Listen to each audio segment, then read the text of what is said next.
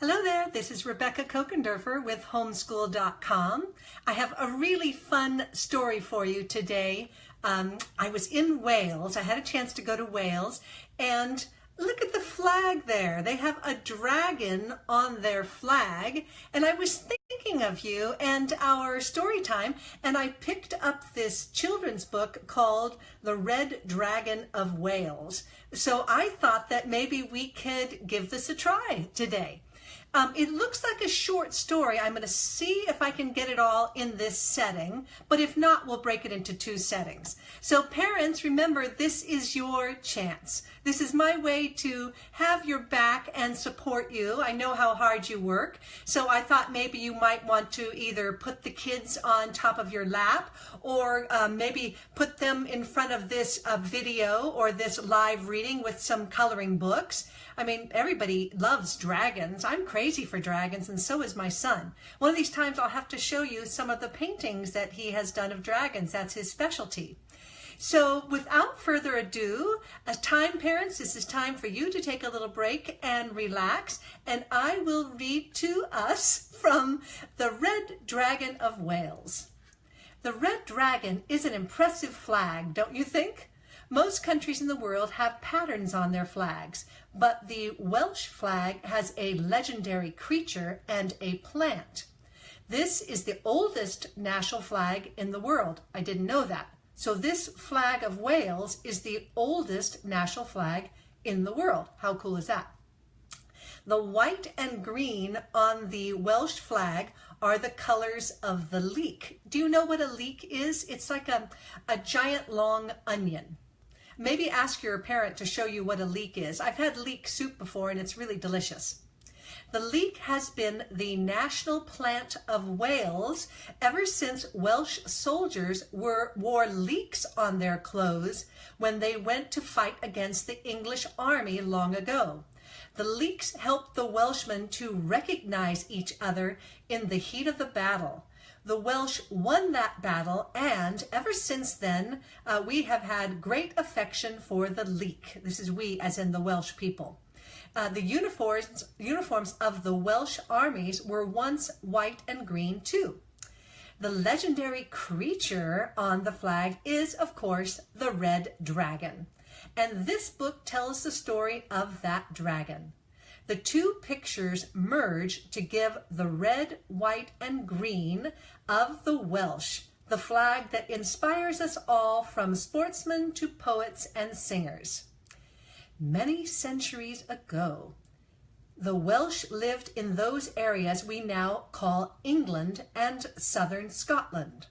There were no English people at that time, and the language spoken by everyone from Edinburgh to London was Old Welsh. Gwifryn, known as Vortigern in English, was one of the kings of the Welsh long ago, and during his lifetime he had to fight constantly against armies who were trying to steal his land. In the end, Gwifryn, or Vortigern, asked a gang of madcap soldiers from northern Germany to help him. The names of their leaders were Hors and Hengist. These two were so dangerous that they had to be driven out of their own country. With their help, Gwifryn managed to hang on to his land, but when the fighting was done, what could he do with Hors and Hengist and their unruly mob? In the end, he decided to give them some poor marshy land in the southeast of England as a reward for their help. These were the first Saxons, and Gwifryn is blamed for giving them their first foothold on their islands. Soon the Saxons weren't satisfied with the land that had been given them, and they went looking for more. The Saxons invited King Gwifryn and 300 leaders of the Old Welsh to a banquet in one of their splendid halls. The Welsh set off in their best clothes, thanked the Saxons for their welcome, and left their arms outside the hall. Do you know what arms are? Doesn't mean this kind of arm. It means their weapons. In the middle of the banquet, one of the Saxons shouted, "Grab your sacks!" The sax was the long knife that each member of Hors and Hengist's mob carried with him. I want to show you some of the pictures in this book as we go, because they're really beautiful. Okay, so here's the first picture. Can you see it?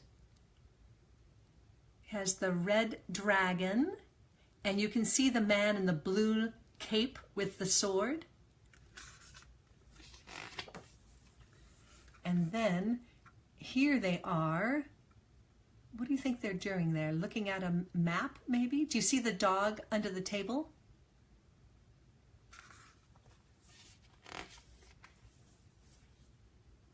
Okay. So they said, grab your sacks, and that the mob carried with them. The Saxons grabbed their knives and launched a brutal attack on the leaders of the Old Welsh. The 300 brave men were all killed. That night has been known to the Welsh ever since as the treachery of the Long Knives. Gwithern's life was spared, but only because he agreed to give the whole of southern England to the Saxons. In addition, he had to leave his fine castle and most of his wealth and flee for his life. But where could he go? One thing was certain: he had to get as far away as possible from southern England and the dangerous mob that had settled there. He wanted to feel safe. He traveled for many long days and at last reached the mountain of Snowdonia, love that name, Snowdonia, in the north of our little country. He felt happier as soon as those mighty rocks closed around him. Gwithern decided he would like to live in the mountains. Being a king, he had to build himself a castle. He chose a steep slope near, I'm going to have a hard time with these words,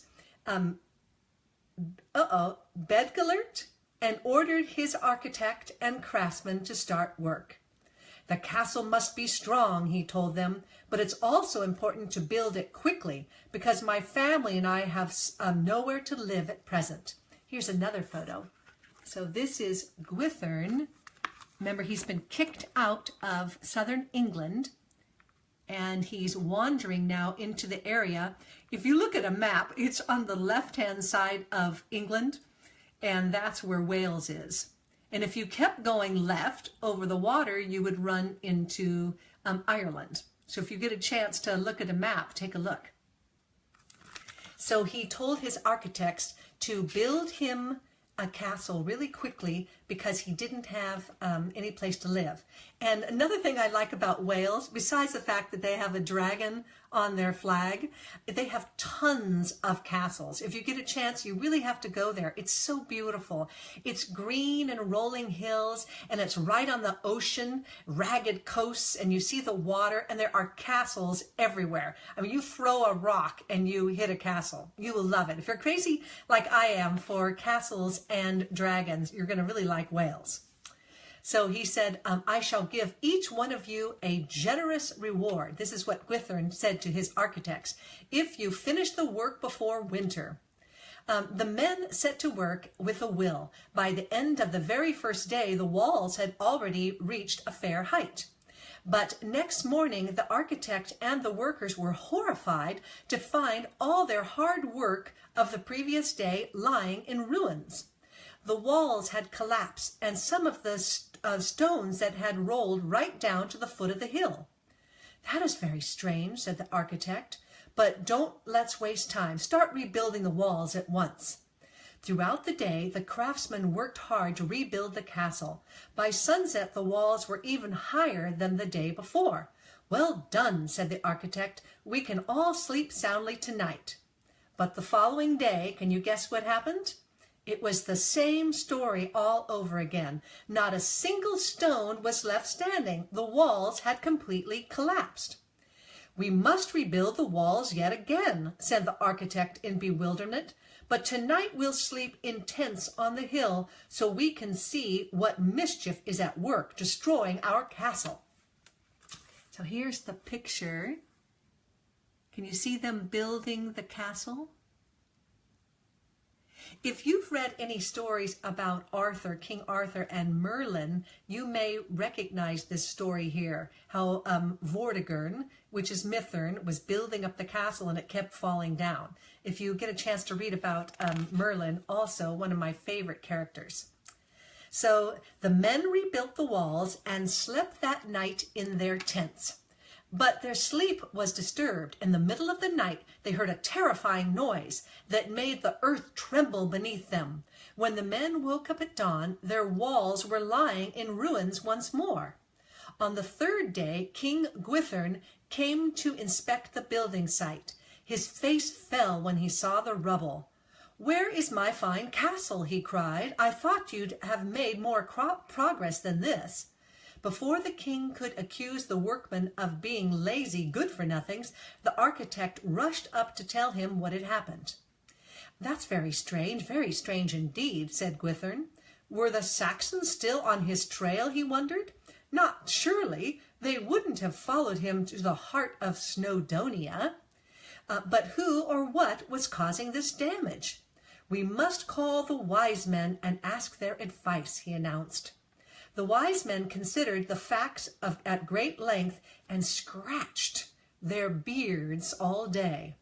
"Well, what's the explanation?" the king asked impatiently. Perhaps there's an evil spirit living on the hill and interfering with the work." Right, here is a picture of Gwithern conferring with the wise people. So when they scratched their beards, that must have taken a really long time. Look how long their beards are. But don't they look wise? Let's see what they have to say. What reason do they come up with for why the walls keep crumbling down? I'm guessing it's going to have something to do with, can you guess? I'm guessing it's going to have something to do with the dragon. Let's see. Okay. How can we get rid of him then, was the king's next question. An evil spirit, right? "With great difficulty, O king, great difficulty. We must give the evil spirit a gift." "What do you suggest?" A boy born without a father." "But that's impossible," snorted the king. "Where could we find such a boy?" "Every mountain and valley must be searched till the boy is found," said the wise man. "Then he must be brought here and killed, and his blood poured over the foundations of the castle. That's the only way to appease the evil spirit and build the walls safely." Yikes.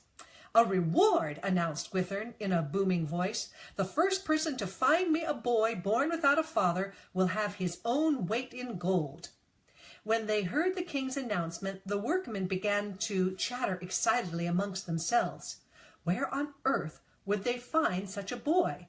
Groups of bold men ventured along the most remote paths and traveled to every corner of the land. It was a long and anxious wait for the king. But at the end of that summer, groups of tired men began to struggle back to the mountains of Snowdonia. They were all miserable and dejected. No one had managed to find the boy born without a father. At the beginning of winter, when the mountain tops were white with snow, Gwithern and his camp were woken one morning by a shout from one of the sentries. Do you know what a sentry is? It's a guard. "A rider approaching from the south! A rider approaching from the south!" Everyone stumbled out of their tents and looked down towards the path that led south. They could see a rider coming towards them. Some rubbed their eyes and looked again. And now they made out a small boy sitting in the saddle with the rider's arm wrapped tightly around him. By this time, there was high excitement in the camp. The rider reached them at last and announced, "Here he is. Here's the boy born without a father." "Are you sure?" said Gwithern. "Yes, O king. In Carmarthen town, I saw 2 boys playing ball and heard them quarreling. One was making fun of the other because he had never had a father. This is the boy."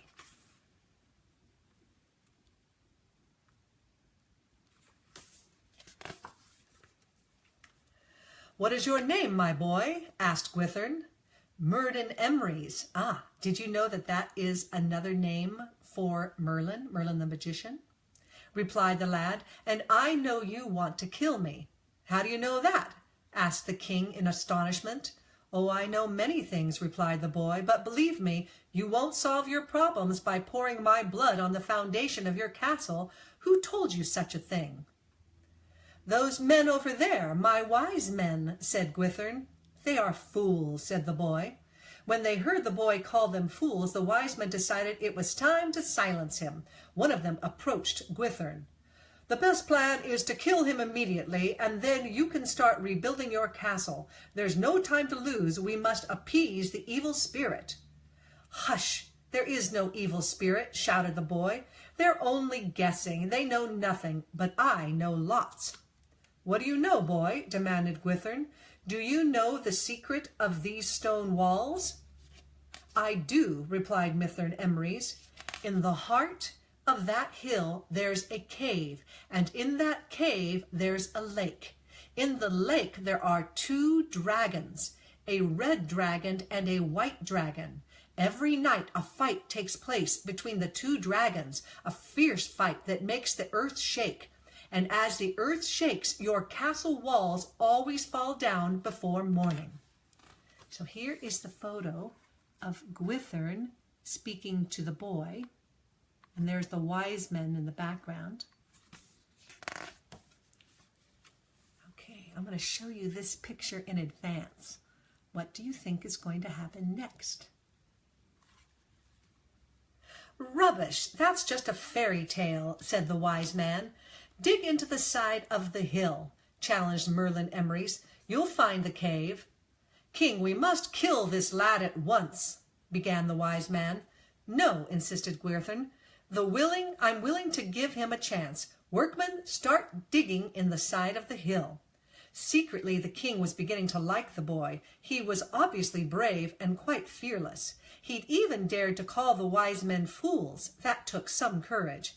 And yet not one of the wise men had managed to turn him into a bat or a mule for his rudeness. So Gwithern was beginning to think that maybe the boy was cleverer than they were after all.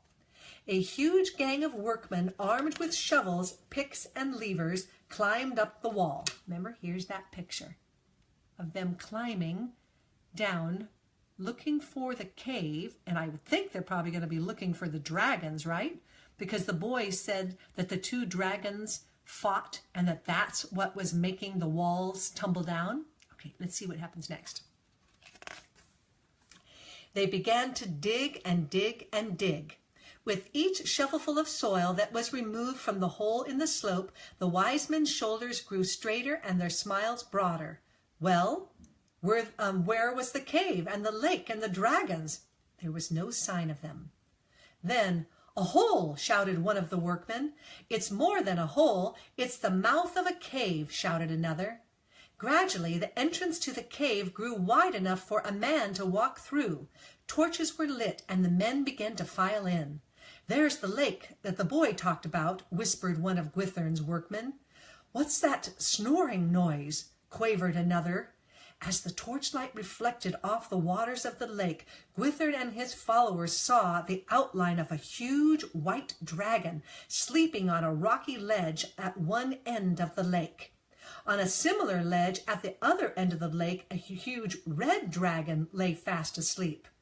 "Come away," whispered the king. "It's too dangerous to stay here, and be careful. Don't make the slightest sound or you'll wake those dragons." Warily, they all crept out of the cave mouth. Can you see the red dragon there, and the lake, and the caves? And then can you see Gwithern and the boy, and maybe a wise man up at the top?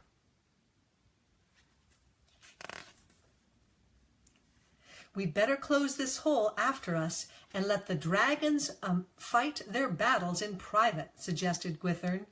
"Certainly not." Everyone turned to look at the boy once more. "Merlin Emrys, have you any more advice to give us?" asked the king. "Make the hole bigger," said the boy. "Big enough for a dragon to fly out. Then we'll have to wait till nighttime." By this time, no one doubted the boy's word. The wise men slunk into the shadows of the trees and were never seen again. The hole was enlarged, and everyone in the camp waited for night. But what is the explanation for all this? Gwithern asked the wise boy. Oh, that's our time. I think we're very close though. So hold on. That was my 20-minute marker because I want to watch the time for you. But we only have one page left, okay? So let's keep going. So hang in there. I want to find out what happens, don't you? By that time, no one doubted the boy's word. The wise men slunk into the shadows of the trees and were never seen again. The hole was enlarged and everyone in the camp waited for night. But what is the explanation for all this? Gwithern asked the wise boy. Those creatures in the cave are more than just dragons, said Merlin Emrys. The red dragon represents the old Welsh who have lived in these lands for hundreds and hundreds of years. We are a civilized people with our own culture and religion. The white dragon, on the other hand, represents those wild, savage, and godless people who are trying to steal our lands from us. Hors and Hengist and their mob? Whispered one of Gwithern's soldiers. Yes, the Saxons, the men of the long knives. The two dragons will fight in this lake till one has defeated the other. When one dragon has yielded, then you will have peace to build your castle on this spot. At that moment, a terrible roar came from the depths of the cave. The dragons had woken up and were on each other's throats. Soon the hills were shaking and everyone knew that a bloody battle was taking place in the underground lake. The screams of the dragons and a puff or two of smoke issued from the mouth of the cave. The ground shook for most of the night as the dragons flung each other against the underground rocks. Then shortly before dawn, the men heard one of the creatures approach the exit hole in the side of the hill. With one long screech, an injured dragon flew out of the cave. I have a question for you. Who do you think won? Do you think the red dragon won, or do you think the white dragon won? With one long screech, an injured white dragon flew out of the cave and took wing over the mountaintops. It flew towards the rising sun and the lands of the east. That dragon will never return to the mountains of Snowdonia, said Merlin Emrys. The red dragon owns this land forevermore. The king was so relieved, he announced that he would give the plot of land to the boy. You can build your own castle here, he said. Here is a photo of the white dragon leaving in defeat. And we had to guess that the red dragon was going to be the winner, right? Since it's the red dragon that's on the Welsh flag. And that's what happened. The fort that was built there was called Dinas Emrys, and that is still its name today. King Gwithern went in search of another safe site for his castle. After looking high and low, he came to a lonely valley on the Lynn Peninsula, and do you know what the name of that place is? Gwithern Stream. And so to this day, the red dragon is the coat of arms of the Welsh, to remind us of that long ago dragon who kept the land of Wales safe from the white dragon's men. So that is the book I picked up for you in Wales. I hope you enjoyed it. Be sure to take a look at a map and find out where Wales is. It's spelled W-A-L-E-S, and it's up in Europe on the left-hand side. Send me a comment, please, to let me know that you enjoyed the story. Hi, everyone. Thank you so much for joining. Every time I travel, I'm going to pick up a little folk tale for you because it's so much fun. So if you get a chance, send me pictures that you're drawing of your dragons, or show me if you found it on the map. I hope you're having a really good time. This is Rebecca with homeschool.com. Parents, I hope you enjoyed your break. I hope you got a little break there. You're doing such a good job. Honestly, you are. I know it's a big job. If you ever have any questions or if I can help you in any way, you write something in the comment line, okay? And I'll make a special video just for you. All right, guys. Nice reading with you. See you again.